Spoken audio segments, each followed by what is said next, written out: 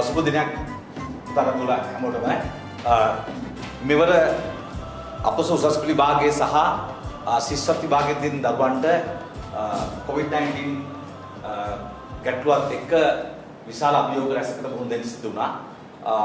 හැබැයි මේ අභියෝගات එක්ක ඔයගොල්ලෝ තව සුළු කාලෙකින් විභාග වලට මුහුණ දෙන්න සිද්ධ වෙනවා.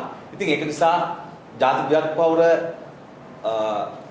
විදියට එයා විශේෂ විද්‍යාත් මණ්ඩලයක් සම්බන්ධ වෙලා ලංකාවේ දරුවන්ට විශේෂ උපකාරක සම්මන්ත්‍රණ මාලාවක් අපොසස් පෙළ දරුවන්ට සහ ශිෂ්‍යත්ව විභාගයෙන් දරුවන්ට සංවිධානය කළ තියෙනවා. ඒකේ මූලික පියවරක ආරම්භයක් සම්පූර්ණ වෙනවා අද දවසේ. ඉතින් ගිණුම්කරණය විෂය සම්බන්ධයෙන් විශේෂයෙන්ම සකස් කරන ලද විභාගයට ලැබෙන්න පුළුවන් කියලා අනුමාන කරන දරුවන්ට ඉතා වැදගත් වන ගැටලු ප්‍රමාණයක් සාකච්ඡා කිරීම තමයි අද දවස් තුල අපි සම්බන්ධ වෙන්නේ. මම සේන විලන්දර ගමගේ අපි පුතාලා පාඩම් ඒකකය මේ සම්පූර්ණ ඒකකේ සාකච්ඡා කිරීම දැන් ආරම්භ කරනවා.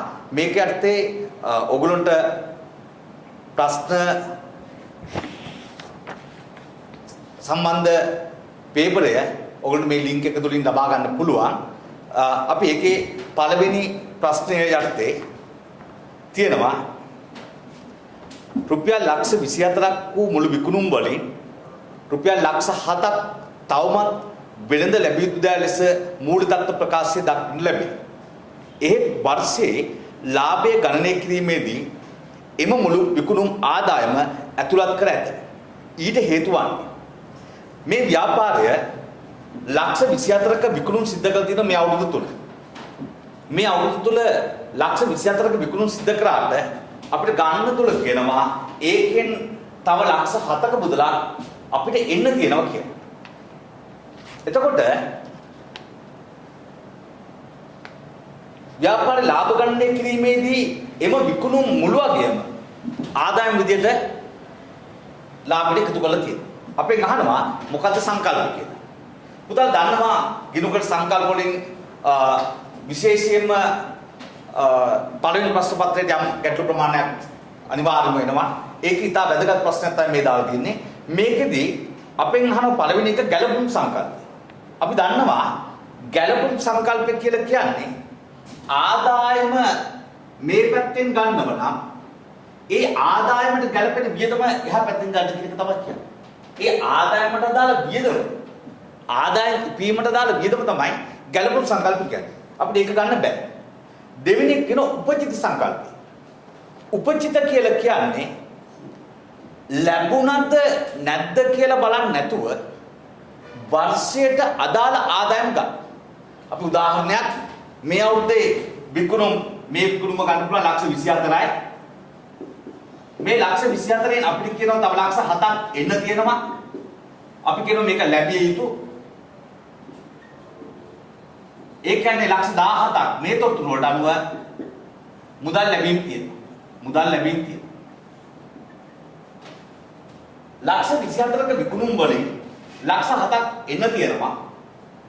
ලක්ෂ 17ක් ලැබිලා තියෙනවා.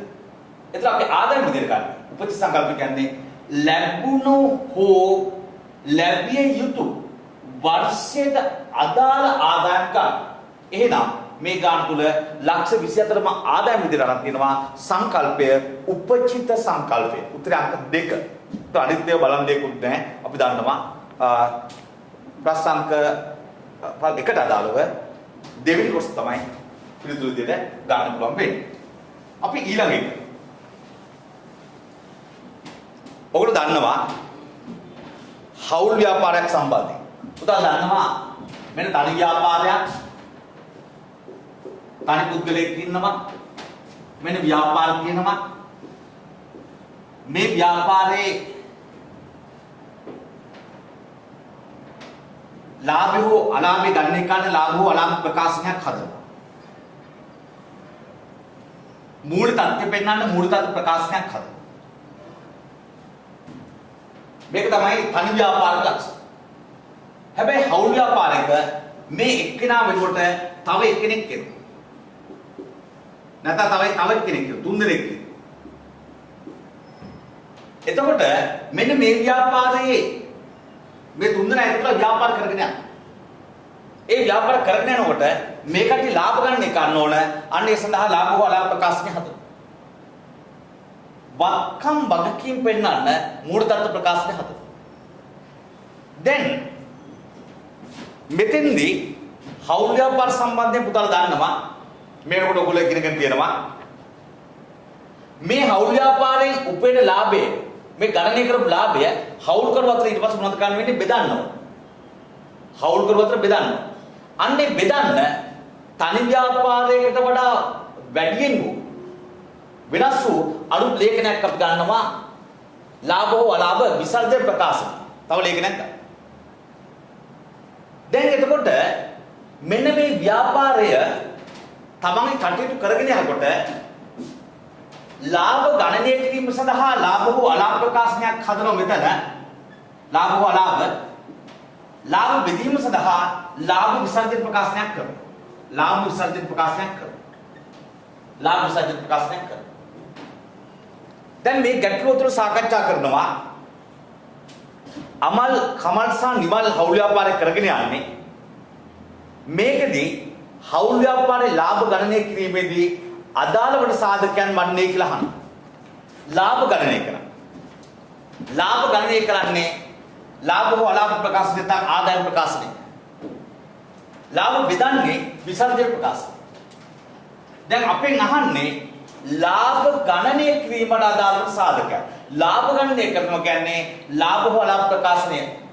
මේක තුල තියෙනවා වියදම්, බෙදාහැරීම් වලට සම්බන්ධ වියදම්, පරිපාලන වලට සම්බන්ධ වියදම්, වෙනත් වියදම්, මූල්‍ය වියදම්. අන්න ඒවට අදාළ දේවල් තමයි මේ අහන්නේ ප්‍රශ්න. දැන් ගානකට කියනවා ඒ හවුල් ව්‍යාපාරේ ලාභ හවුල් කරවන අතර සමානව බෙදාගත යුතුයි.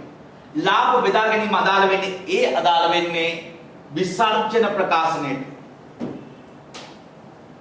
ලාභ ගන්න කිරීමට නෙවෙයි. හවුල් කරවන්ට වේතන ගෙවනවා. ඒ ලාභ බෙදීමට අදාළ වෙන්නේ විසර්ජන ප්‍රකාශනයට. ඒ විදකම. C ප්‍රාග්ධන ශේෂ මත හවුල් කරන පොලියක් ගෙවනවා. ඒක ව්‍යාපාර ගණනය කරපු ලාභය බෙදීමට අදාළ වෙන්නේ විසර්ජන ප්‍රකාශනයට. අමල්ට අයිති ගොඩනැගිල්ලක හවුල පාත්වාගෙන යන අතර ඒ සඳහා මාසිකව රුපියල් 50000ක කුලියක් ගෙවනවා. දැන් අමල් කියන හවුල්කරු තමන්ට අයිති පෞද්ගලික ගොඩනැගිල්ලක් ව්‍යාපාරට දීලා තියෙනවා. ඒ දුන්නු ගොඩනැගිල්ල වෙනුවෙන් ව්‍යාපාරය කුලියක් ගෙවනවා. ඒක අමල් හවුල්කරුවෙක් වුණත් නැටත් ව්‍යාපාරයේ කුලිය ගෙවනවා. එතකොට මෙන්න මේ කුලිය කියන්නේ ව්‍යාපාරයේ ලාභ බෙදීමක් නෙවෙයි ව්‍යාපාරයේ වියදමක්. එහෙනම් ලාභ ගණනය කිරීමට අදාළ වෙනවා. ඒක එහෙනම් ලාභ වලාභ ප්‍රකාශනය නැත්නම් ආදායම් ප්‍රකාශනය තමයි අපි ගන්නෙ D කියන කොටස. D කියන කොටස. ඒක ලාභ ගණනය කිරීමට අදාළ වෙනවා. ඊළඟට හවුල් කරවන් හවුලට ලබා දුන් ණය සඳහා 8%ක පොලියක් ගෙවනවා. ණය පොලි ගෙවනවා. හවුල් කරවන් ව්‍යාපාරික දුන්නු ණය සඳහා පොලි ගෙවනවා. පොලි ගෙවීමක් අදාළ වෙන උදාහරණ ලාභ ගණනය කිරීමට. එහෙනම් ලාභ ගණනය කිරීමට තමයි ඊ කොටසත් අදාළ වෙන්නේ. ලාභ බෙදීමට නෙමෙයි. එහෙනම් ප්‍රශ්නය අහනවා හවුල් ව්‍යාපාරයේ ලාභ ගණනය කිරීමේදී අදාළ වන සාධක හෝ සාධකයන් වන්නේ D සහ E. උත්තරය අංක 3. අංක 3. D සහ E උත්තරය අංක 3.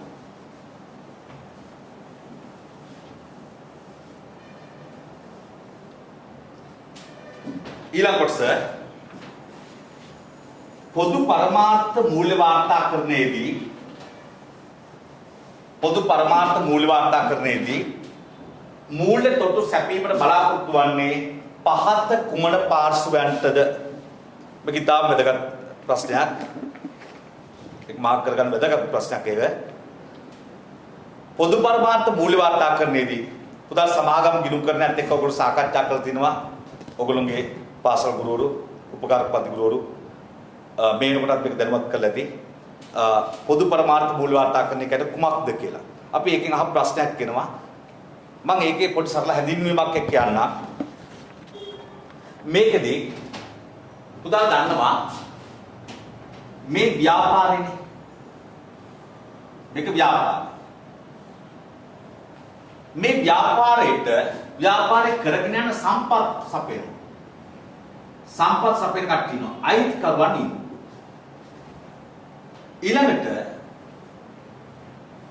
ව්‍යාපාරේ ණය දෙන ආයතන ඉන්නවා. බැංකුව වගේ දේවල්. ඒ වගේම වෙනත් ණය හිමියන් ඉන්නවා ව්‍යාපාර. මෙන්න මේ කට්ටිය එකතු වෙලා ව්‍යාපාරයට සම්පත් සපයනවා. ඒ සම්පත් සපයනකොට ඒවා නිරූපණය කරන්නේ මූල තත්ත්ව ප්‍රකාශනය තුල වගකීම් විදියට. මෙන්න මේ සපයන සම්පත් විවිධ දේවල් යොදවනවා. අපි අන්න ඒවට කියනවා වත්කම් කියලා. ටිකක් ජංගම නොවන වත්කම් වල ජංගම නොවන වත්කම් තව ටිකක් ජංගම වත්කම් මුදල් තොග ඒවා. දැන් මෙතෙන්දී මේ පොදු පරමාර්ථ මූල්‍ය වාර්තා කරන මේක හරියටම බලා ගන්න. කාටද අපි තොරතුරු සපයන්නේ? මෙන්න මේ සම්පත් සපයන සම්පාර්ශ්වයට. ව්‍යාපාරයේ සම්පත් සපයන පාර්ශ්වයන් තමයි තොරතුරු සපයන්නේ. එතකොට කවුද? ආයෝජක සම්පත් සපයන. ඒ වගේම තව ව්‍යාපාර දැන්ටමත් සම්පත් සපයලා නැති ඉන්න බලාගෙන ඉන්න කට්ටියක් ඉන්නවා. අපි ඒ කට්ටිය ඉන්න බලාගෙන ඉන්න කට්ටිය ඒකට කියනවා අපේක්ෂිත ආයෝජකයෝ නැත්නම් විභව ආයෝජකයෝ කියලා. මෙන්න මේ කට්ටිය අපේ ව්‍යාපාර තත්ත්වය පිළිබඳව බලාපොරොත්තු වෙනවා. මොකද්ද කරන්න කියලා බලාපොරොත්තු වෙනවා. එහෙනම් අපි ඒ කට්ටියට සපයන්න ඕනේ. එහෙනම් අයිතිකරුවෝ ආයෝජකයන් ඒ වගේම විභව ආයෝජකයෝ එන්නේ ඉන්න කට්ටිය ඒ වගේම ණයදෙනු ආයතන ඒ වගේම වෙනත් ණය හිමියන් මෙන්න මේ පාර්ශ්වයන්ට අවශ්‍ය තොරතුරු සැපීම තමයි පොදු පරමාර්ථ මූල්‍ය වාර්තාකරණේ බලාපොරොත්තුව වෙන්නේ. එහෙනම් උත්තරය වෙන මොනවත්ම නෙවෙයි අංක 3 දැනට සිටින ආයෝජකයින් විභව ආයෝජකයින් ණය සපයන්නන් සහ වෙනත් ණය හිමියන්. ඊළඟට 14 මේකත් වැදගත් ප්‍රශ්නයක්. පිරිවැය සම්බන්ධයෙන් ඔගොල්ලෝ දන්නවා පිරිවැය සම්බන්ධයෙන් කතා කරනකොට ආයතනයක් දරන සමහර දේවල් පිරිවැය ව්‍යාපාර කටයුතු කරගෙන යනකොට වෙනස් වෙන්නේ නැති ඒවා කියනවා. ඒ සලකා බලන තත්ත්වය තුළ වෙනස් නොවන පිරිවැය. උදාහරණයක් අපි මේ සංවිධානය කරගෙන යන ව්‍යාපාරය කරගෙන යන්නේ කුලියට ගත්තු ව්‍යාපාරික නම් අපි ඒකක 1000ක් හැදුවත් මේ පිරිවැය වෙනස් වෙන්නේ නැහැ කුලිය රුපියල් 30000. අපි හිතමු මේ දැන් COVID-19 පස් නිසා ආයතනය බහලා තිබුණා කියලා. ආයතනයේ හදන ඒකක ප්‍රමාණය බිඳුවයි. ඒ අපි 30000 දෙවන්න ඕන. ඒකක 500ක් හදුවා කියන්නේ ඔන්න ටිකක් රට සාමාන්‍ය තත්ත්වයට එනකොට යම් ප්‍රමාණයක් සේවක වෙනවා යම් ප්‍රමාණයක් අපි බාන්න හදනවා. ඒක 500. ඒත් අපි කුලිය 30000ක් ගෙවන්න ඕන. එහෙනම් පුතාලා මේ පිළිවෙල මොනවද? ස්ථාවර පිළිවෙල. ඒකක සංඛ්‍යාව නැත්නම් නිෂ්පාදන පරිමාව වෙනස් වන උනාට වෙනස් වෙනකට වෙනස් නොවන පිළිවෙල ස්ථාවර. දැන් අපි අනිත් පැත්තෙන් හිතමු. එක ඒකකයක් හදන්න මේ පෑන කියලා මේ පෑන හදන්න අපිට යනවා ද්‍රව්‍ය රුපියල් 10ක. ද්‍රව්‍ය රුපියල් 10ක කියන්නේ මේ පෑන හදන්න රුපියල් 10ක ද්‍රව්‍යයක්. එතකොට 10 ගානේ ඒකක එකක්වත් හදන්නේ නැහැ නේද? ආයතනයේ වහලා දාපු කාල සීමාව තුළ එකක්වත් හදන්නේ නැහැ. එහෙනම් ඒකකවල ට යන පෑන් වලට යන ද්‍රව්‍ය පිරිවැය බිඳුවයි. ඒකක 500ක් හැදුවොත් 500ට එකකට 10 ගානේ 5000. ඒකක 1000ක් හැදුවොත් එකකට රුපියල් 10ක් යනවා 10000. දැන් මොනවද වෙන්නේ? ඒකක ගාන වෙනස් වෙනකොට පරිමාව වෙනස් වෙනකොට යම් පිරිවැයක් සමානුපාතික වෙනස් වෙනවා නම් අපි ඒකට කියනවා විචල්‍ය පිරිවැය කියලා. විචල්‍ය පිරිවැය කියලා.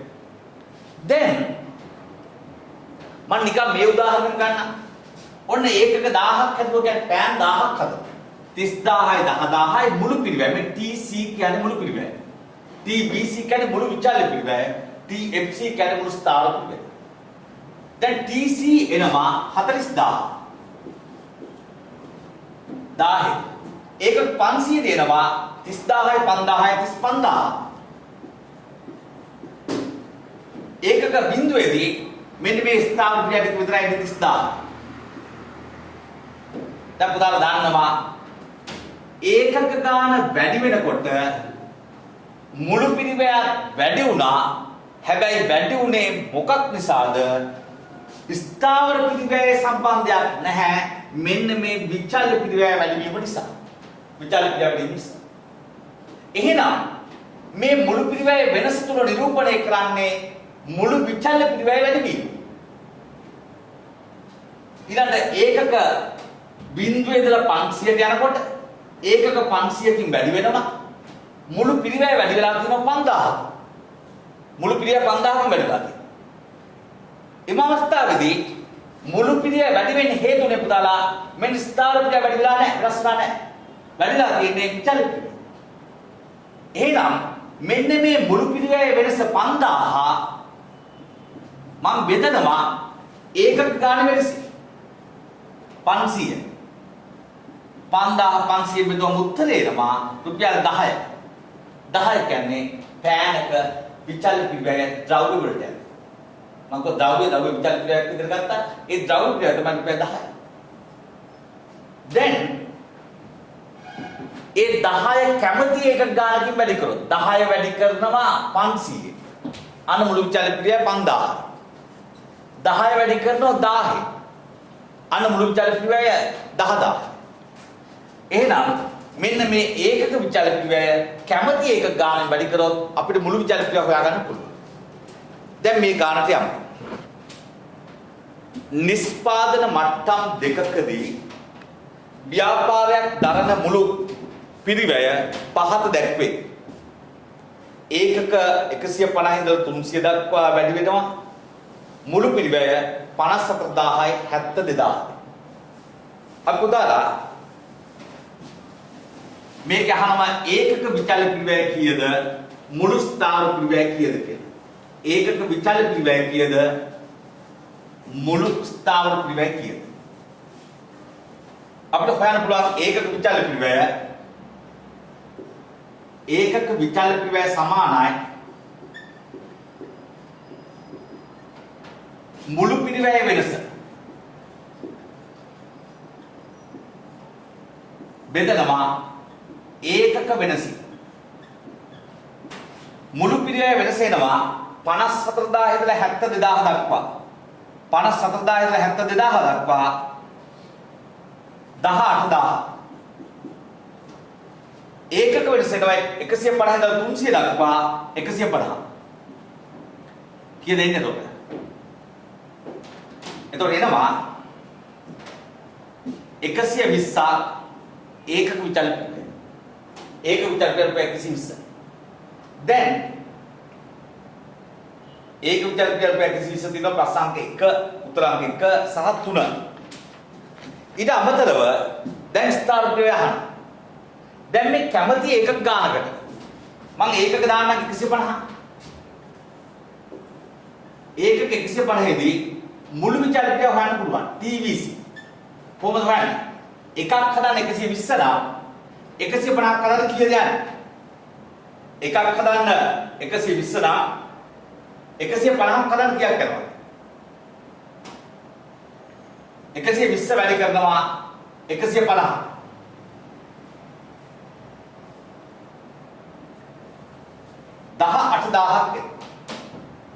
එතකොට අපි දන්නේ TFC. හැබැයි TC දීලා තියෙනවා මුළු පිළිවෙල දීලා තියෙනවා මේ වෙලාවේ 54000. 54000ක් දෙන්න. අපි දන්නවා පුතාලා එනම් මුළු පිළිවෙල 54000ක් නම් මුළු විචාල පිළිවෙල 18000ක් නම් මේ දෙකේ වෙනස තමයි 36000ක් 36000ක් මුළු ස්ථාන පිළිවෙල නම. එහෙනම් උත්තරේ එන්නේ අංක 3. උත්තරේ අංක 3. ඒක ඉතා හොඳ ප්‍රශ්නයක්. එකක් පුතා අනිවාර්යෙන්ම ඔයගොල්ලෝ ඉගෙනගත්තු සිද්ධාන්ත කොටස් එක්ක බලන්න. ඊට පස්සේ මේකේ එන කරුණු පිළිබඳ අවබෝධයක් ගන්න. අපි ඊට පස්සේ මේක තොරතුරු ගොඩක් වැඩි සමහර විභාග ප්‍රශ්න තියෙන උනද තොරතුරු වැඩි වෙනවා. හැබැයි ඒකේ තියෙන්නේ සරල සංකල්ප වෙන්න පුළුවන්. දැන් මේකෙත් ඒතර සංකල්පයක් පිළිබඳ අවබෝධයක් තමයි ඔයගොල්ලෝ ගහන්නේ. තොරතුරු වැඩි වුණාට ඔයගොල්ලෝ මේකෙදී අහන්නේ ඒකකයක දායකය වන්නේ කුමක්ද කියලා. ඒකකයක දායකය ඔයගොල්ලෝ ගණනය කිරීම ඔයගොල්ලන්ට පිළිවෙල පරිමාණ ලාභ විශ්ලේෂණයක් ඉගෙනගෙන තියෙනවා. ඒකෙන් ඔයගොල්ලන්ට විභාගයේ පළවෙනි ප්‍රශ්න පත්‍රයේ යම් ප්‍රශ්න ප්‍රමාණයක් සහ දෙවෙනි ප්‍රශ්න පත්‍රයේ යම් ප්‍රමාණයක් විභාගෙදී අනිවාර්යයෙන් ලකුණු ලබා ගන්න මේ පාඩම් මේක ඉතාම වැදගත් වෙනවා. ඉතාම වැදගත් වෙනවා. මෙතෙන්දී අපෙන් අහන්නේ ඒකක දායකය ඒකේ ඔයගොල්ලෝ සූත්‍රය මතක ඇති.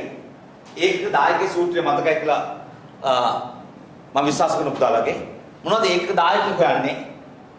අපි ඒකකයක් විකුණන මිලක් ඒ ඒකකයේ විචාල ප්‍රියත් අතර වෙනස. මම නිකන් උදාහරණයක් අහන්න. දැන් මම කොහොමද මේ පෑන ඔයගොල්ලෝ හදලා විකුණනවා කියලා. එතකොට මේ පෑන සරලයිනේ. දැන් මේ පෑන හදන තැන වියදම් දෙකයිනේ තියෙන්නේ. මම ඔයගොල්ලෝ කිව්වා මේක කුලිය යනවා. අර ඉස්සෙල්ලා උදාහරණයක් ගත්ත 30000. ඊළඟ මේක හදන වෙන පිළිවෙල මොනවත් නැහැ. අපි කියන්නේ ද්‍රව්‍ය විතරයි කියලා. ද්‍රව්‍ය යනවා රුපියල් 10ක්. එතකොට කුලිය කියලා කියන්නේ ස්ථාවර පිළිවෙල. ද්‍රව්‍ය කියලා කියන්නේ පෑනට විචල පිළිවෙල.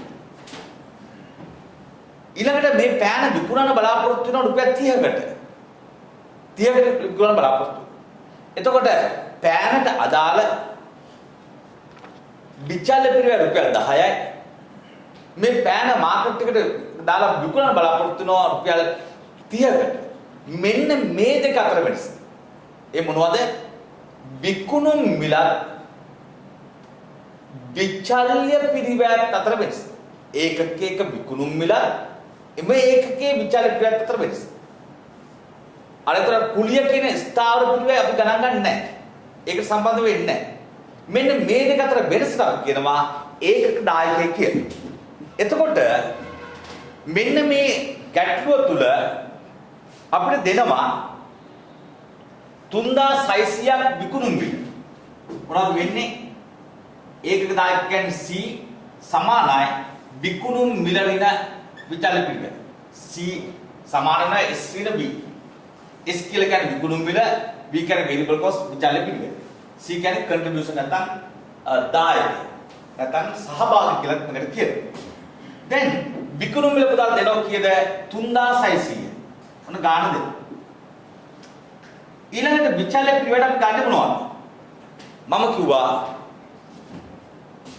නිපදවන ඒකක පරිමාව අනුව වෙනස් වන පිළිවෙල තමයි අපි කිව්ව විචල පිළිවෙල. එතකොට මේක ඍජු ද්‍රව්‍ය කියනවා. මම ඒකේ මේකතුව ගන්නම් 1080 මේ භාණ්ඩය හදන්න කිලෝ එකක් රුපියල් 360 ගානේ 1080ක ද්‍රව්‍ය භාවිතා කළා තියෙනවා. එතකොට අපි කිලෝ 1 නෙවෙයි අදාළ වෙන්නේ මේ ඒකකයේ හදන්න භාවිතා කරපු ද්‍රව්‍ය ප්‍රමාණය 1080 ගන්න පුළුවන්. ඊළඟට තව අමුද්‍රව්‍යයක් භාවිතා කරලා තියෙනවා P2 කියන අමුද්‍රව්‍ය 540යි. ඊට අමතරව ඍජු ශ්‍රමය භාවිතා කරලා තියෙනවා. පැයකට 750 කියන එක අපිට විශේෂයෙන් මේක අදාළ වෙන්නේ නැහැ. අපිට අදාළ වෙන්නේ ඒකකයක් හදන්න යන ප්‍රමාණය 1125. අපි ඒකක් ගන්න. ඊට අමතරව පොදු කාර්යවල තියෙන විචල්‍යව අපි කොහොමද විචල්‍යව ගන්නවද සියල්ලම විචල්‍ය පොදු කාර්ය 360යි. දැන් මොනවද වෙන්නේ? ඊළඟට තියෙනවා ස්ථාවර පොදු කාර්ය ඒකකයක් හදන්න ස්ථාවර පොදු කාර්ය. ඒ කියන්නේ කුලියේ ප්‍රතිස්ථාවර කුලියක් ගන්න ඒකෙන් යම් ගාණක් ආවනම් ඒකකයක. අපි ඒක දායකය හොයන්න ගණන් ගන්නෙ නැහැ. මුළු ස්ථාවර පොදු කාර්ය මේක දෙනවා 50000 අපි ඒක ගණන් ගන්නෙ නැහැ. එහෙනම් උත්තරේ පුතාලා මොනවද වෙන්නේ? 3600ක විකුණුම් වටිනාකමේ මෙන්න මේ විචාල පිළිවෙල එකතු අපි සියල්ලම අඩු කරනවා. උත්තරය රුපියල් 495. උත්තරය 495යි. අංක 2 උත්තර ඉදිරියට එනවා. අංක 2 උත්තර ඉදිරියට. මේක අමාරු එකක් නෙවෙයි. මේක ලේසියෙන්ම උදාහරණ ඉගෙන ගන්න පුළුවන් එකක්.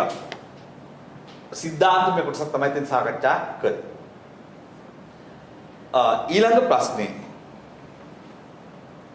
ඔගොල්ලෝ දන්නවා විභාගය තුලට සම්බන්ධ වෙන්නේ සියලුම පාඩම්.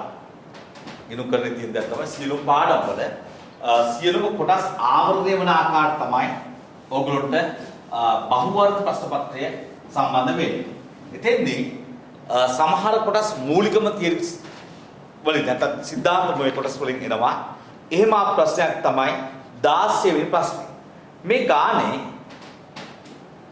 තියෙන්නේ ඔයගොල්ලෝ පොඩි වෙනසක් එක්ක තියෙන ප්‍රශ්නයක් අහනවා. නිමල් සමාගම තුල වෙච්ච ගනුදෙනු හා සිද්ධීන් වගේන් දෙනවා. ඒවා වාර්තා කරන අවශ්‍ය දිත්ත සටහන දක්වා. මොනවද කියන්නේ? අය කරගත හැකි නොහැකි ණයක් ලියා හැරීම සඳහා අපිට කෙනෙක්ගෙන් සල්ලි එන්න තියෙනවා. කෙනෙක් කියලා කියන්නේ මෙතන වෙළඳ ලැබිය යුතු ශේෂයක්. ඒ කට්ටියකින් එන්න තියෙන ශේෂේ අපිට ලැබෙන්නේ නැත්නම් ලැබෙන්නේ නැහැ කියලා නිශ්චිතවම දන්නවනම් අපි ඒ කට්ටියට කියනවා හානි කරන අලාභ කියලා. අපි ඉස්සර කියනවා මේකට බොල් ණය කියලා. නිශ්චිතවම එන්නේ නැහැ කියලා දන්නවනම් අපි ඒකට කියන්නේ හානි කරන අලාභ. හානි කරන අලාභ. අන්න එහෙම හඳුනගෙන තියෙන කට්ටිය. අපිට එන්න තිය අපි දුමු කෙනෙකුට රුපියල් ලක්ෂයක භාණ්ඩ විකුණලා තිබුණා. ඒ ලක්ෂයක භාණ්ඩ විකුණුනාන් පස්සේ ඒ වෙළඳ ලැබිය යුතු ශේෂය ඒ පුද්ගලයා මිය ගිහින්. ඒතකොට යාගේ යපෙන්නන්ගෙන්වත් නැත්නම් ඒ ව්‍යාපාරයක් නම් වෙනත් කාගෙන්වත් අපිට ඒ සල්ලි ගැනීමේ හැකියාවක් නැහැ. එහෙනම් තවදුරටත් අපිට මේක ලැබෙන්න තියෙන ශේෂයක් විතර තියාගෙන ඉන්න එක තේරුමක් නැහැ. එහෙනම් මොනවද කරන්නේ අපි? මේක පොත්වලින් අයින් කළා දාන්න. එහෙනම් වෙළඳ ලැබිය යුතු ශේෂය මොනවද වෙන්නේ? අයින් කරන්න. දැන් පුතාලට මෙතන කියනවා ජර්නල් වවුචර් නිකුත් කිරීම හේතුව වෙන්නේ මේ පොදු ජර්නලේ දාන සටහන. එහෙනම් පළවෙනි එකට දිස්සහන මොකද්ද වෙන්නේ?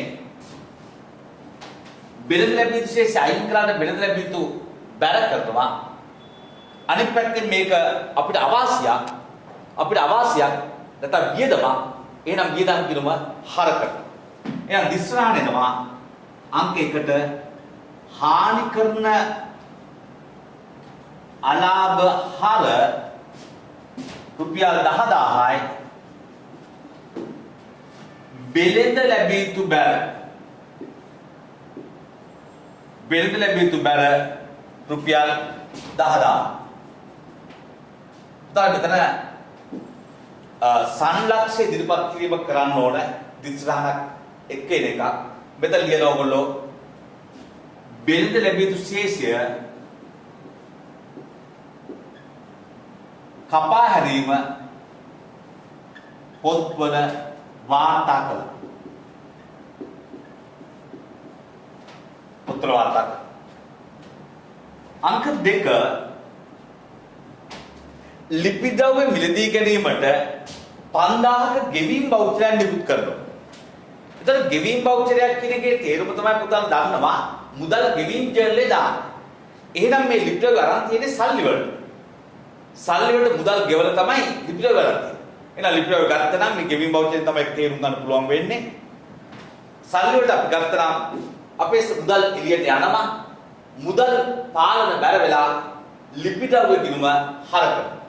උදා විශ්‍රාහණයම ලිපිද්‍රව්‍ය හර 5000යි මුදල් පාලන බැර 5000. සංලක්ෂණ මේක දා ගන්නවා රුපියල් 5000ක ලිපිද්‍රව්‍ය මිලදී ගැනීම පොත්වල වාර්තා කළා. රුපියල් 5000ක ලිපිද්‍රව්‍ය මිලදී ගැනීම පොත්වල වාර්තා කළා. එහෙනම් අපි ඒ ප්‍රශ්නේ අවසන් කරමු.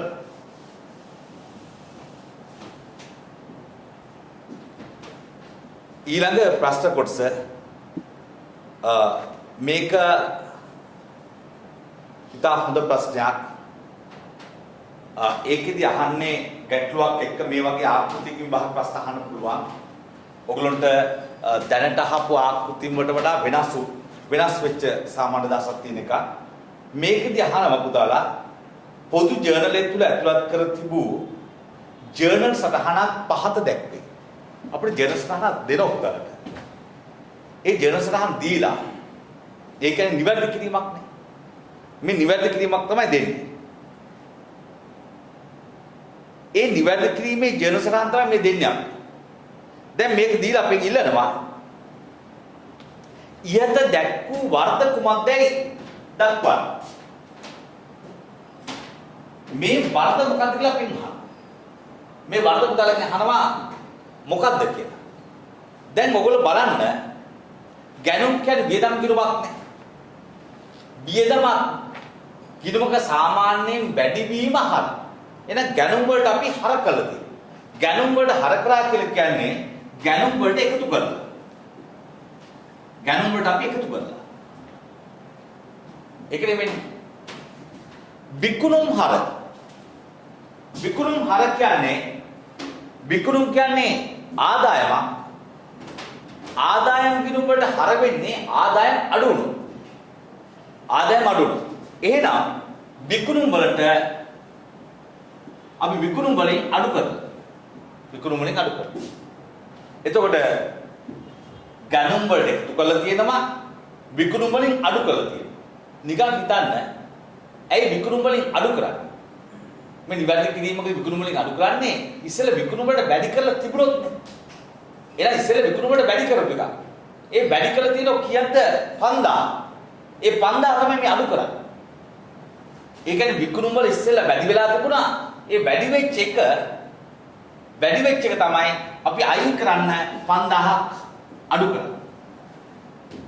එතකොට ගැනුම් වලට අපි හර කරන්නේ ගැනුම් වලට හර කරන්නේ නැත්නම් ගැනුම් වලට එකතු කරනවා. ඒ එකතු කරන්නේ ඉස්සෙල්ලා ගැනුම් වලට දාපු නැති එකක් වෙන්න ඕන. එහෙනම් ගැනුම් වලට දාපු නැති එකක් තමයි අපි එකතු කරන්නේ කීයද දාලා නැත්තේ 50000. අන්න නිවැරදි කරන්නේ එක දා. ඇයි අවරිස්සද බැල කරන්නේ? අවරිස්සද බැල කරනවා 55000. එහෙනම් මොකද්ද පුතාලා මේක වෙච්ච ගඳුර ඉස්සෙල්ලා වෙච්ච වරද? ඉස්සෙල්ලා අපි මෙහෙම හිතුවොත් රුපියල් 50000ක ගැනුම් දාන්න තිබුණා. ඒ ගැනුම් අපිට අමතක වුණා. 50000 ගැනුම් දැම්මනම් ඒක දැම්මනම් වෙන්නේ 50000ක් එකතු වෙන්න ඕන ඉස්සෙල්ලා. ඒක එකතු වෙලා තිබුණේ නැහැ. 50000ක ගැනුම් කරා නම් ඉස්සරහන එන්නේ මොකද්ද? මුදල් අපි උනා නම් මම මේ කියන්නේ මුදල් බැල 50000යි ගැනුම් හර 50000යි. ඒක කියන්නේ ඉස්සෙල්ලා ගැනුම් වලට දාලා තිබුණේ නැහැ. ඒකට අපි මේ දැන් දාන ගැනුම් වලට දාලා තිබුණේ නැහැ. ගැනුම් වලට දාලා තිබුණේ නැහැ. අපි විකුණුම් වලට ඉස්සෙල්ලා දාපු එකක් තමයි මේ අයින් කරන්නේ. එහෙනම් විකුණුම් වලට ඉස්සෙල්ලා දාලා තියෙන්නේ නැති. අපි අමතක වෙලා ඉස්සෙල්ලා විකුණුම් වලට 5000ක් බැල කළා තියෙනවා. 5000ක් බැල කළා. අන්නේ 5000 දැන් මොනවද කරන්න පුතාලා? එතකොට ඉස්සෙල්ලා විකුණුම් වලට 5000ක් බැල කළා තිබුණා. මුදල් වල වරදක් කියන්නේ නැහැ. මුදල් වලට 50000ක් බැර වෙලා තියෙනවා. ඒක කියන්නේ එකතුව 55000ක් බැර වෙලා තිබුණා. ඒ වෙලාවේ හර පැත්තේ බිඳුවයි. හර මොනවත් නැහැ, මෙහෙත් නැහැ, මෙහෙත් නැහැ. අන්න ඒ වෙලාව අපි දැම්මා අලුත් ගිණුමක් විවෘත කළා. ඒ තමයි අවිනිශ්චිත ගිණුම. වෙනසක් ආපු වෙලාවෙම දැම්ම අවිනිශ්චිත 55000 අඩු පැත්ත දැම්මා. ඒ අඩු වෙච්ච 55000 දැන් පුතා මොනවද අපි කරන්නේ? දැන් මේ වරද හොයාගත්ත වරද නිවැරදි කර. අන්න හර වෙච්ච අවිනිශ්චිත අයින් කරන්න 55000ක් බැර කරනවා. විකුණුම් වැඩියට 5000ක් දාලා තිබුණා. ඒක අයින් කරන්න 5000ක් හර කරනවා. ගැනුම් වලට දාලා තිබුණ නැහැ 50000. ඒක අමතක වෙලා තිබුණා. අන්න ගැනුම් වලට 50000ක් හර කරනවා. එහෙනම් මොනවද ඉස්සහන? ගැනුම් හර 50000යි, විකුණුම් හර 5000යි, අවිනිශ්චිත බැර 55000යි. ඉහත දැක්වූ වර්ග කුමක්දයි දක්වනවා. මොකද වර්ග? රුපියල් 50000ක ගැනුම්, රුපියල් 50000ක ගැනුම් රුපියල් 5000ක් ලෙස විකුණුම් ගිණුමට බැරවීම නිවැරදි කළා.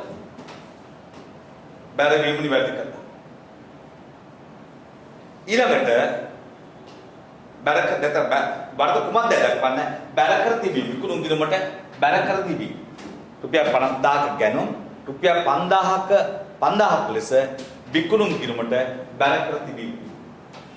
දැන් එම වර්ධ නිවැරදි කිරීමට පෙර ලාභය 3 ලක්ෂයක් නම් නිවැරදි ලාභය දක්වන්න.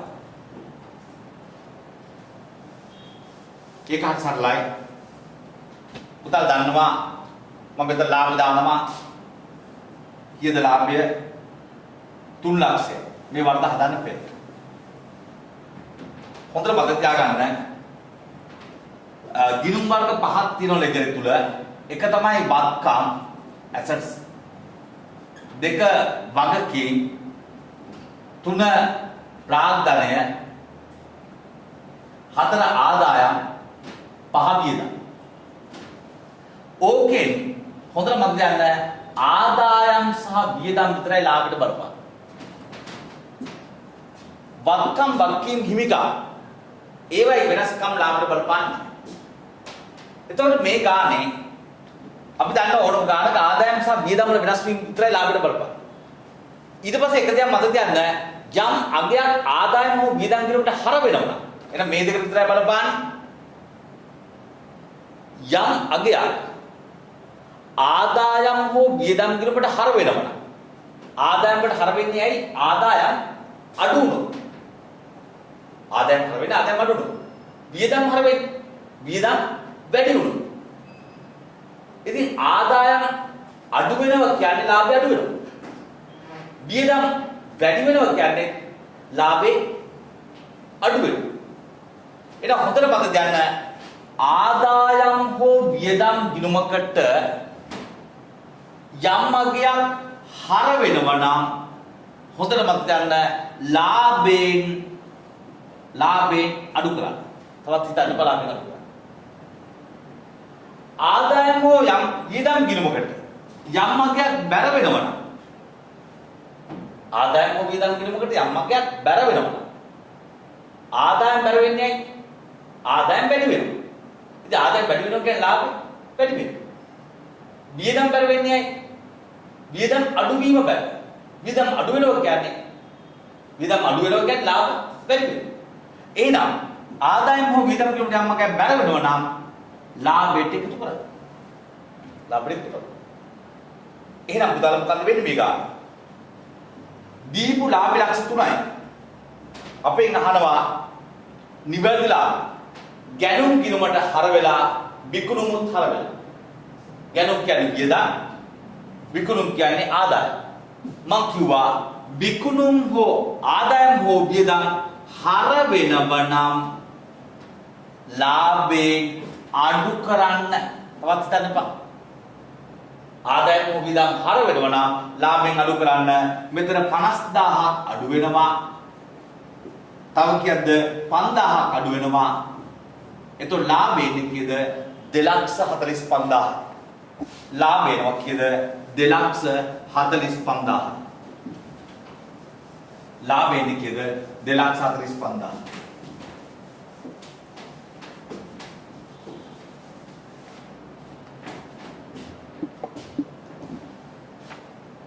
අපේ ඊළඟ දේ 8වෙනි ප්‍රශ්නේ ගිණුම් කරන අනුපාත 4ක් 5ක් දෙලා තියෙනවා. ජංගම අනුපාතය, තොග පිරිවැටුම, මුළුවත්කම් මත ප්‍රතිලාභ අනුපාතය, ණය ස්කන්ධ අනුපාතය. අනුපාත 4ක් දීලා මේ එකිනෙක අනුපාතයේ භාවිතා කරන්නේ මොන කාර්යයක්ද කියලා මේ අපිට දක්වන්න කියලා කියනවා. පුතා දන්නවා අනුපාත පාඩම තමයි ඔයගොල්ලෝ අවසාන මොහොතේ සාකච්ඡා කරන පාඩම මේක. නමුත් මේකෙන් භාග ලකුණු ප්‍රමාණයක් ලැබෙනවා. ඒක නිසා මේ පාඩම ලේසියෙන් ඉගෙන ගන්න පුළුවන් පාඩමක්, අමාරු පාඩමක් නෙවෙයි. මේක ඇත්තටම ඔයගොල්ලෝ හරියට මේ දවසකින් දෙකකින් මේ පාඩමේ කරුණු ටික හොඳට ඔයගොල්ලෝ ඉගෙන ගන්න හැකියාවක් තියෙනවා. භාග ලකුණු එවෙනවා. ඒ නිසා මේකට අවධානය යොමු කරන්න මේ පාඩම මේක. හැබැයි මේක පොඩි වෙනස් විදියකට ප්‍රශ්න අහන්නේ. අපි දන්නවා අනුපාත කියන එක පුතාලා දන්නවා අනුපාතයක් කියලා කියන්නේ දැන් මම මෙහෙම දෙයක් අහුවොත් A කියන ව්‍යාපාරය රුපියල් 1000ක ලාභයක් තියෙනවා. B කියන ව්‍යාපාරයේ ලාභය 10000. අපි කවුද හොඳ කියලා අහුවොත් සාමාන්‍යයෙන් පේනවා B 10000. හැබැයි A කියන ව්‍යාපාරයට විකුණුම් තියෙන්නේ රුපියල් 2000ක විකුණුම් වලින් තමයි 1000ක ලාභ ගන්න. B කියන ව්‍යාපාරය රුපියල් ලක්ෂයක් යොදවල තමයි 10000 ලාභ ගන්න. එතකොට 10000 ලාභ එන්නේ ලක්ෂයක් යොදවලා. එතකොට මේ විකුණුම් මත බැලුවොත් 100ට 10යි ඒ කට්ටියගේ ඉපෙයි ලාභ. මේ කට්ටිය 2000ක් යොදවලා 1000ක් ගන්නවා 50. එහෙනම් නිරපේක්ෂව B කෙනෙක් හොඳුනාට සාපේක්ෂව බැලුවොත් මොනවද වෙන්නේ? A කියන ව්‍යාපාරය හොඳ මට්ටමක් එනවා. ඇයි එහෙම ගත්තේ? අපි අනුපාතයක් අතුරුසා.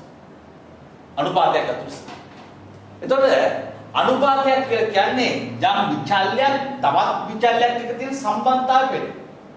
එකක් තවත් එකක් එක්ක වෙන්නේ. එක දෙයක් තවත් එකක් එක්ක සම්බන්ධ කරනවා. ඒක සම්බන්ධ කරාම අපිට ඒ දෙක අතර තියෙන සම්බන්ධතාවයේ ප්‍රතිඵලය වඩින්න පුළුවන්. ඔන්න අනුපාතයක්.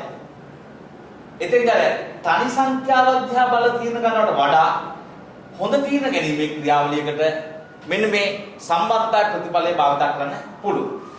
එතෙන්දී ඔයගොල්ලෝ දැනටමත් ඉගෙනගෙන තියෙන පුතාලා අනුපාත වර්ග කරලා තියෙනවා විවිධ අරමුණුත් එක්ක. ඒ කියන්නේ අනුපාත වලින් අපි බලාපොරොත්තු වෙන කාර්ය එක්ක.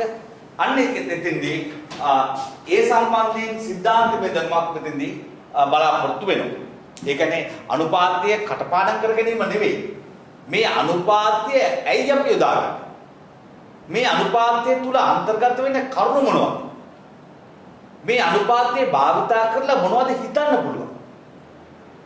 මේ අනුපාතයේ ව්‍යාපාර වලට වැදගත් වෙන්නේ ඇයි? මේ අනුපාතය භාවිතා කරලා ව්‍යාපාරේ ගන්නේ මොන වගේ තීරණ? ඔන්න ඔය ටිකට උත්තර අනුපාත වලින් හිතන්න පුළුවන් නම් අනිවාර්යයෙන්ම අනුපාත වලින් හම්බ වෙන සියලුම ලකුණු ප්‍රමාණය පුතාට එකතු කරන්න පුළුවන්. ඒක කිසිම සාධකයක් නැහැ, කිසිම ගැටලුවක් නැහැ. සියලුම ලකුණු ටික එකතු කරන්න පුළුවන්. මෙන්න මේ කරුණු ටික ඔයගොල්ලෝ එකතු කරන්න පුළුවන්. මේ කරුණු තේරුම් ගන්න පුළුවන්. එහෙනම් ලාභදායීත්වය මැනීමට මෙතෙන්දී වැදගත් වෙන අනුපාත තමයි මුළුවත්කම් ප්‍රතිලාභ අනුපාතය. ඊළඟට කෙටි කාලීන ණය ගෙවීමේ හැකියාව මනින්න වැදගත් වන අනුපාතය තමයි ජංගම අනුපාතය. ජංගම අනුපාතය. මෙහෙයුම් ක්‍රියාකාරීත්වය මනිනවා. ඒ කියන්නේ ව්‍යාපාරයේ සම්පත් කොච්චර හොඳට භාවිත කරනවද? ඒ සම්පත් වල කාර්යක්ෂමතාවය කොච්චර තියෙනවද? අන්න ඒක භාවිත කරනවා තොග පිරිවැටුම් අනුපාතය. තොග පිරිවැටුම් අනුපාතය. දැන් මෙහෙම කාර්යක්ෂමතාව මම නිකන් උදාහරණයක් ගන්න පුතා මෙහෙම දෙයක් හිතන්න. අපේ තියෙනවා පෝටලයක්. මේකේ තියෙනවා කාමර 200ක්. හැබැයි මේ කාමර 200න් භාවිතා කරන්නේ ඒ කියන්නේ සංචාරකෙ එන්නේ කාමර 10කට. කාමර 190ක් නිකන් තියෙනවා. මේ 190 නඩත්තු කරන්න ඕන. නැත්නම් ඒක විනාශ වෙනවා. එතකොට මේ 190ටම විදුලිය මේ 190ත් එක්කම ආරක්ෂා සපයනවා. මේ 190ත් එක්කම සේවක වැඩ කරනවා. එතකොට මේ 190ට අදාළව වෙනම ගාණ එකක් තියෙනවා. එතකොට විශාල සම්පත් ප්‍රමාණයක් පාවිච්චි කරාට ඒවෙන් භාවිතා වෙනවා. අන්න ඒ වගේ දවසක් තමයි මෙහෙයුම් කාර්යක්ෂමතාවය කියන මෙහෙයුම් මේ ක්‍රියාකාරීත්වය මැනීමක් කරන්නේ. එතකොට මෙහෙයුම් ක්‍රියාකාරීත්වය මැනීම තොග පිළිවෙලට අනුපාතයි. ණය හිමියන්ගේ දිගු කාලීන සුරක්ෂිතතාවය මනින්න භාවිතා කරනවා. ඒ කියන්නේ දිගු කාලීන සුරක්ෂිතතාවය කියන්නේ අපි අයිතිකරුවන් සහ ණය ප්‍රාග්ධන අතර තියෙන සම්බන්ධතාවය. ඒ කියන්නේ ව්‍යාපාරය තුළ අයිතිකරුවන් බල සම්පන්න නම් අයිතිකරුවන්ට හොඳ අයිතියක් තියෙනවා නම් මත තියන්න ණය ප්‍රාග්ධන සුරක්ෂිත වෙනවා. ව්‍යාපාරය තුල අයිතිකරුවන් ප්‍රාග්ධනය සුරක්ෂිතයි කියන්නේ අයිතිකරුවෝ හොඳින් ඉන්නවා කියන්නේ ඒ කියන්නේ එතන ගැටලුවක් නැහැ කියන්නේ ණය ව්‍යාපාර ණය දුන්නු කට්ටියට මොනවද වෙන්නේ බයක් නැහැ කියන්නේ ණය ප්‍රාග්ධනය සුරක්ෂිත වෙනවා. එහෙනම් ඒක මනිනවා ණය ස්කන්ධ අනුපාතය.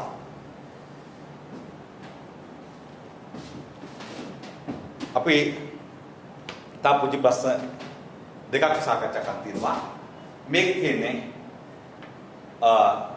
පුතාලා සමාගම් සම්බන්ධයෙන් ඔයගොල්ලෝ දීලා තියෙනවා හිමිකම් වෙනස් වීමේ ප්‍රකාශනයක් තුල අන්තර්ගත වන කරුණු. ඔයගොල්ලෝ දන්නවා තනි ව්‍යාපාරික හිමිකම් තියෙනවා කැලි දෙකයි. තනි ව්‍යාපාරික හිමිකම කැලි දෙකයි. ඒ තමයි ප්‍රාග්ධනය රඳවාගත් ඉපියු. මේ තනියෙන් ඉන ව්‍යාපාරය. හවුල් ව්‍යාපාරයක හිමිකම් මූලික වශයෙන් තියෙනවා ප්‍රාග්ධන ගිණුම් සහ ජංගම ගිණුම් වල. එක තැන්වල තියලා තියෙනවා. අයි සමාගමක සමාජික ගොඩාක් ඉන්න පුළුවන්. අන්නේ සමාගම තුල හිමිකම නිරූපණය කරනවා ගිණුම් ගන්නවා. එකක් තමයි රඳවාගත් ඉපියු. රඳවාගත් ඉපියු. දෙක තමයි පොදු සංචිත. ඊළඟට ප්‍රත්‍යාගන සංචිත. ප්‍රත්‍යාගන. හතරෙන් එක තමයි ප්‍රකාශිත ප්‍රාග්ධනය. ප්‍රකාශිත ප්‍රාග්ධනය. එතකොට තනි ව්‍යාපාරයක ප්‍රාග්ධනය රඳවාගත් ඉපියුම් ගිණුම් වල. හවුලක ජංගම සහ ප්‍රාග්ධන ගිණුම් වල. ඊළඟට සමාගමක කොටස් ප්‍රාග්ධන ගිණුමේ ප්‍රත්‍යාගන්න සංචිත ගිණුමේ පොදු සංචිත ගිණුමේ සහ රඳවාගත් ඉපියුම් හිමිකම නිරූපණය කරනවා. මෙන්න මේ හිමිකම කාල පරිච්ඡේදය තුල මොනවද වෙන්නේ පුතාලා? වැඩි වෙනවා අඩු වෙනවා. ඔය වැඩි වෙනවට අඩු වෙනවට කියන වෙනස් වෙනවා කියන්නේ. ඒ වැඩි වීමට අඩු වීමට නැත්නම් වෙනස් වීමට අපි ලේඛනයක් තුලින් පෙන්වුම් කරනවා. ආරම්භක ශේෂ දාලා මේ අවුරුදු තුල වෙනස් වීම ටික දාලා මේ අවුරුදු ටික වෙනස් වීම ටික දැම්මම අපි දන්නවා අවසාන ශේෂය. එහෙනම් මේ ගානේ සමාගමක හිමිකමේ සංයුතින් දෙනවා ආරම්භක ශේෂය ඉඳලා අවසාන ශේෂ දක්වා වෙනස් වීම. එක ප්‍රකාශිත කොටස් ප්‍රාග්ධනයේ වැඩි වෙලා අපි දන්නවා අපෙන් අහන්නේ මොනවද ගනුදෙනු කියලා. පුතා ලියන්න පුළුවන් 6:30 වන දින රුපියල් 2,40,000ක් වටිනා කොටස් නිකුත් කර මුදල් ලබා ගැනීම රුපියල් 2,40,000ක් වටිනා කොටස් නිකුත් කර මුදල් ලබා ගැනීම දෙක ප්‍රකාශිත ප්‍රාර්ථනය වැඩි වෙලා රඳවාගත් ඉපියුම් අඩු වෙනවා. පුතා දන්නව රඳවාගත් ඉපියුම් අඩු වෙනවා කියන්නේ එළියට ගිහින් අඩු වෙලා අඩුවීමක් තියෙනවා. හැබැයි ඒක ලාභ එකතු වෙච්ච ලාභ අඩු වෙලා 50,000ක්. හැබැයි ප්‍රකාශිත ප්‍රාර්ථනය වැඩිලා. ඔයගොල්ලෝ දාන සංකල්පයක් ඉන්න කොටස් හිමියන්ට නොමිල කොටස් දෙනවා. ඉන්න අයට නොමිල දෙනවා. එතකොට අපි සල්ලි ගන්නෑ. මුදල් එන්නේ නැහැ. අපේ ලාභ ටික ඒ කට්ටියට සල්ලි විදියට එළියට දාන එක වෙනුවට ඒ ලාභ ටික භාවිතා කරලා ඒ කට්ටියට අයිතිය දෙනවා. ඒක ලාභ වලින් අඩු ලාභ කියන බාස්කට් එකකින් අඩු කරලා ප්‍රාර්ථනය කියන බාස්කට් එකට එකතු කරනවා. එකතු කරලා ඒ කට්ටියට කොටස් සහතික යවනවා මෙන්න ඔබේ අයිතිය වැඩි වුණා කියලා. අන්න ඒක නම් අපි දාන්න පුළුවන් මේක ඉස්සරක මේකට ප්‍රසාද නිකුත් කියලා දැන් කියනවා සංචිත ප්‍රාග්ධනිත කිරීම කියලා. ලියනවා රුපියල් 50,000ක සංචිත ප්‍රාග්ධනිත කිරීම රුපියල් 50,000ක සංචිත ප්‍රාග්ධනිත කිරීම ඊළඟ එක තුන්වෙනි එක රඳවාගත් ඉපියුම් අඩු වෙලා පොදු සංචිත වැඩි වෙනවා. රඳවාගත් ඉපියුම් අඩු වෙනවා පොදු සංචිත වැඩි වෙනවා. මේකට හේතු වෙනවා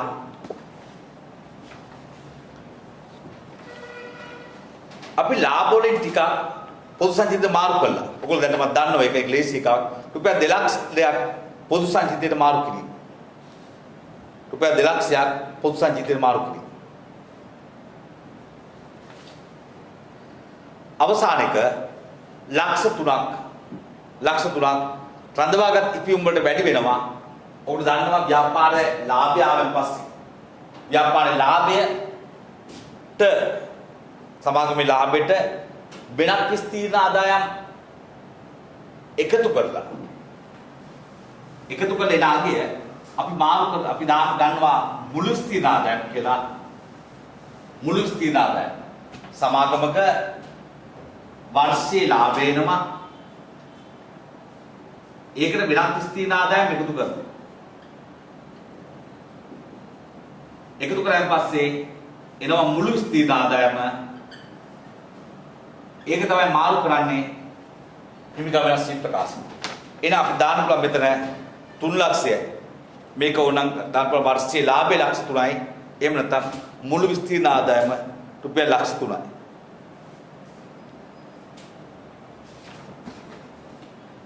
අපි අද දවසේ පුතාලට ප්‍රශ්න 10ක් සාකච්ඡා කරනවා. ඒ 10 අවසාන ප්‍රශ්නේ බැංකු සැස්තුම් වලින් ආපු ප්‍රශ්නයක්. මේක දැන් තොගුළු ගාව මෙටියුට් එකේ මේ පේපරේ තියෙන ඔයගොල්ලෝ. ඒතකොට ඒකේ තියෙන 10 වෙනි ප්‍රශ්නේ ඔයගොල්ලෝ බලන්න. ඒකේ තියෙනවා මුදල් පාලන ගිණුමේ 7,20,000ක බැනසීසියක්. ඒ කියන්නේ අපි වාණිජ්‍ය බැංකුවක සල්ලි දැම්මන් පස්සේ ඒ ජංගම ගිණුමේ බැනසීසියක් තියෙනවා. මම ශේෂික කියලා දානවා කීයද 7,20,000. 7,20,000 බැරසීසියක් කියන අයිලාශේෂයක්. ඔගොල්ලෝ මේක ගොඩාක් කරන් මේව හදලා තියෙනකොට බැරසීස්ද පුතා දන්න අපි අහන්නේ මූල්‍ය තත්ත්ව ප්‍රකාශයෙන් පෙන්වන ශේෂය. මූල්‍ය තත්ත්ව ප්‍රකාශය කියන්නේ අපේ වත්කම් වගකීම් පෙන්වන ලේඛනය. ඒකේ පෙන්වන්නේ අපේ වැරදි ඔක්කොම හදාගෙන ගියන් පස්සේ එන අගයක්. එතෙන්දී ඔයගොල්ලෝ දන්නවා මුදල් පාලන කිරීමේ ශේෂයයි බැංකු ප්‍රකාශන ශේෂයයි අසමාන වෙන්න ගොඩාක් හේතු තියෙනවා. ඒ ගොඩාක් හේතු වලින් අපිට හදන්න බැරි වැරදි තුනක් ඔයගොල්ලෝ දන්නවා මේ වෙනකොට. ඒ මොනවද? තැම්පත් කළ අංක 1 තැම්පත් කළ උපලබ්ධි නෝට්ජ් අපිට ඒක හදන්න බෑ. 2 නිකුත් කළ ගෙවන්න ඉදිරිපත් වෙච්ච නැති චෙක් එක. අපි කාටද චෙක් එකක් දුන්නා යා තාම බැංකුවෙන් සල්ලි ගත්තේ නැහැ. ඒක අපිට හදන්න බෑ අපේ වරදක් නෙවෙයි. තුන්වෙනි එක බැංකුව තුල සිදුවී ඇති වැරදි. බැංකුව තුල අපිට හදන්න බෑ ඒක අපේ වරදක් නෙවෙයි. ඔය කරුණු තුන හැර ඕනම එකක් අපේ ඒවයි අපි හදන්න පුළුවන්. නිවැරදි කරන්න පුළුවන්. අන්නේ නිවැරදි කරනවාට කියනවා සංශෝධනය කරනවා කියලා. ඒ සංශෝධනය කරගත්තු ශේෂ තමයි පුතාලා ගේන්නේ මූල තත්ත්ව ප්‍රකාශනය. එහෙනම් මේක කියනවා පළවෙනි එක ස්ථාවර නියෝග මත මේ තුන හැර වෙන ඕනම එකක් හදන්න පුළුවන්. ස්ථාවර නියෝග මත ගෙවලා තියෙනවා 20000ක් දාලා නැහැ. එතකොට මොනවද වෙන්නේ? 20ක් බැර වෙනවා. අපේ සල්ලි අඩු වෙලා. අපි නිවැරදි කිරීම කරනවා. 20ක් බැර. තැම්පත් කළ ඔන්න දෙවෙනි එක අපිට හදන්න බෑ. තැම්පත් කළ ප්‍රතිනෝටි. තුන්වෙනි එක තැම්පත් කරපු එකක් 40ක මේනකොට හර වෙලා ඒක අගරු වෙලා ඒකට අපේ සල්ලි මොනවද වෙන්නේ? අපි හිතන් ඉන්නවා වැඩි වුණා කියලා. ඇත්තටම වැඩිලා නැහැ නං අඩු වෙනවා 40කට බැර කරනවා. බැංකුවට කෙලින්ම ලාභාංශ වගේක් ඇවිල්ලා තියෙනවා. ඒකෙන් අපේ සල්ලි මොනවද වෙන්නේ? වත්කම් වැඩි වෙනවා. හර කරනවා 240.